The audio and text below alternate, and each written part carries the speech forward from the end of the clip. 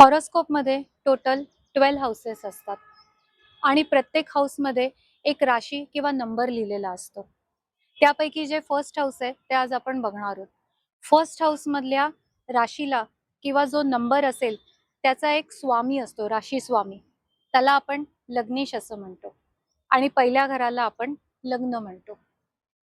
सन म्हणजे सूर्य हा नॅचरल कारक आहे फर्स्ट हाऊसचा. फर्स्ट हाऊस मग तुम्हाला काय इंडिकेट करतं?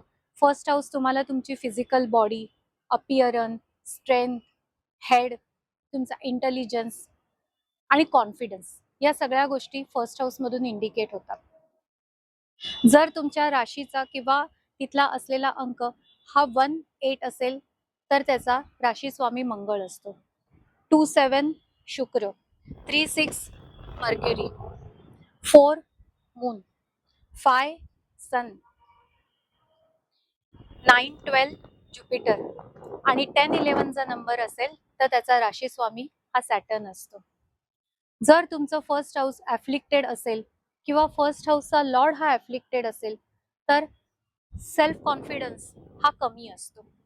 म्हणून अशा वेळेला रेमेडी म्हणून तुम्ही फर्स्ट हाऊसमध्ये जी रास आहे किंवा जो नंबर आहे त्याच्या लॉर्डचा नवग्रहातला डेली 108 वेळेला मंत्रजाप करू शकता किंवा त्याचं रत्न हे धारण करू शकता.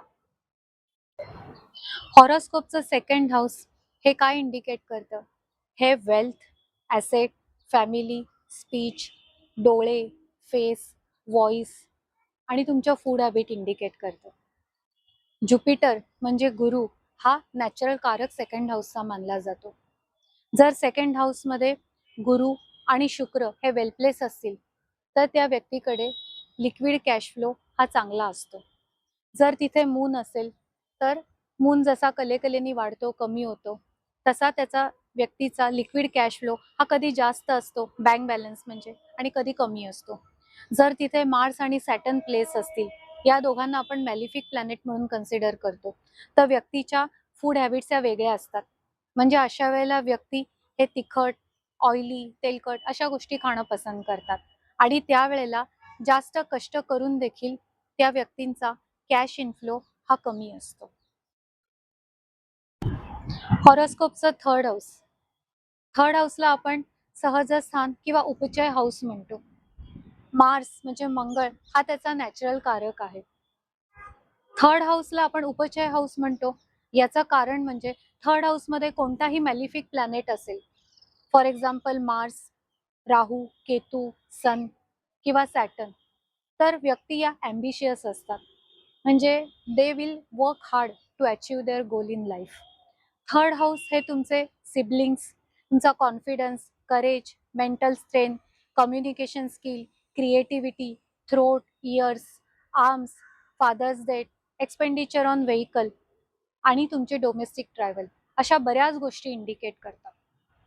थर्ड हाऊस जर कुंडलीमध्ये वेल प्लेस असेल तर त्या व्यक्ती या धैर्यशील असतात. तुम्हाला जर हा व्हिडिओ आवडला असेल तर तुम्ही चॅनलला लाईक, शेअर आणि सबस्क्राईब नक्की करा. जर तुम्हाला तुमचं ऑनलाईन कन्सल्टेशन बुक करायचं असेल तर खाली दिलेल्या नंबरवर आमच्याशी संपर्क साधा. आमची टीम तुम्हाला त्वरित रिप्लाय करेल आणि गुगल मीटद्वारे आपण आपलं ऑनलाईन कन्सल्टेशन पुढे नेऊ शकतो. थँक्यू.